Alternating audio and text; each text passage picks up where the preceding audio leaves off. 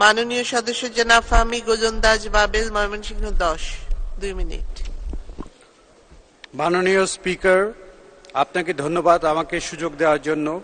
আমি কার্যপ্রণালী বিধি 71 বিধি অনুসারে জরুরি গণভুক্তন বিষয়ে রেলমন্ত্রী মহোদয়ের দৃষ্টি আকর্ষণ করছি।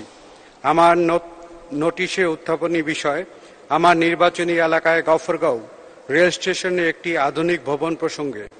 আমার নির্বাচনী এলাকায় 155 ময়মনসিংহ 10 গফরগাঁও উপজেলা রেল স্টেশন প্রায় 137 বছর পূর্বে 10ই ফেব্রুয়ারি 1886 সালে ব্রিটিশ আমলে বহু পুরাতন একটি রেল স্টেশন। তখন ঢাকা ময়মনসিংহ রেল স্টেশন স্থাপনের জন্য প্রথম 4টি রেল স্টেশনের মধ্যে গফরগাঁও রেল স্টেশন একটি।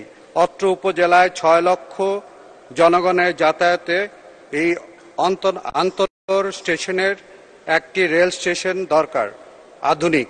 উক্ত রেল স্টেশন দিয়ে গফরগাঁও উপজেলার মানুষ সহ পার্শ্ববর্তী উপজেলার লোকজনও যাতায়াত করে। ব্রিটিশ আমলের তৈরি বর্তমানে এই রেল স্টেশন বিল্ডিংটি অনেক পুরনো, জরাজীর্ণ।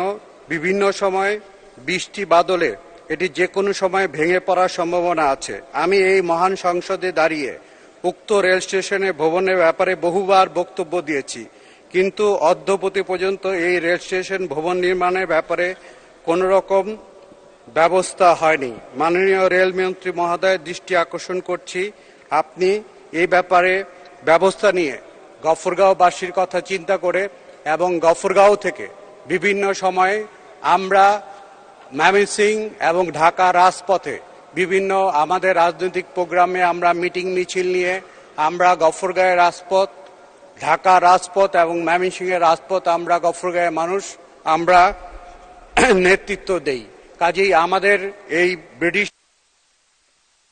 ধন্যবাদ মাননীয় সদস্য।